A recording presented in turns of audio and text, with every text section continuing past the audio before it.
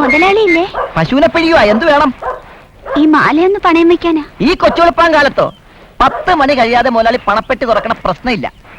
ഇപ്പോഴത്തെ ആവശ്യമായിരുന്നല്ലോ ചേട്ടാ. ഒരു 300 രൂപ കിട്ടിയാക്കൂ. ഞാൻ പറഞ്ഞില്ലേ, ഈ നേരത്ത് നിങ്ങൾ പണം ഇരിക്കാന്ന് പറഞ്ഞാലും മുതലാളി വഴങ്ങത്തില്ല. 10 മണിയാണ് പുള്ളിയുടെ ടൈം. അയ്യോ, അങ്ങനെ പറയല്ലേ ചേട്ടാ. വളരെ അത്യാവശ്യമായതുകൊണ്ടല്ലേ.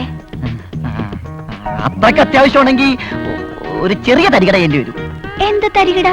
എന്റെ മോതിരം മുതലാളിയുടെ അടുത്ത് പണയം വെച്ച വകയില് കുറച്ച് കാശ് എന്തെങ്കിലുണ്ട്. അതിന്ന് 300 രൂപ തരാം. വലിയ ഉപകാരമായി ചേട്ടാ. പിന്നെ മുതലാളിക്ക് 103 രൂപയാണ് പലിശ. എനിക്ക് അര കൂടി തരണം. അയ്യേ, ഞാൻ 3 രൂപയുടെ കാര്യോട് പറഞ്ഞത്. ഇങ്ങോട്ട് തന്നെ. പിന്നെ നമ്മൾ തമ്മിൽ ഇടപാടേ ഒരിക്കലും മുതലാളി അറിയരുത്. അറിഞ്ഞാ എന്റെ കാർബേറ്റർ അയച്ചെടുത്ത് മുതലാളി ഡ്രൈവർ പണിയെന്ന് പറഞ്ഞു വിടും. ഞാനായിട്ട് പറയില്ല ചേട്ടാ. പിന്നെ മുതലും പലിശയും കാശായിട്ട് തന്നെ തരണം. മനസ്സിലായോ? ചില പെണ്ണുങ്ങൾ ഈ കടത്തിന്ന് കരകയറാൻ കടം കൊടുത്തവനെ തന്നെ വശീകരിക്കുന്ന ഒരു പരിപാടിയുണ്ട്.